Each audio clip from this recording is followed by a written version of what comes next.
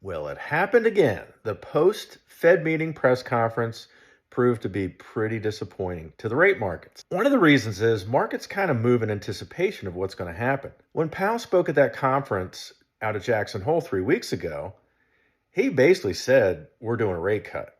And so mortgage rates really took a dive and we saw a nice improvement. And that's where people really should, in hindsight, have considered taking their wins. Some did, some didn't. The other big reason is that the Fed clearly is at odds with each other. Half say no more rate cuts, half say one or two, basically. So they're not really on the same page. So we don't know what's going to happen in the next two rate cuts. A lot of it's probably going to depend on inflation and unemployment reports the next month or two. If inflation continues to get a little bit worse, that's a problem.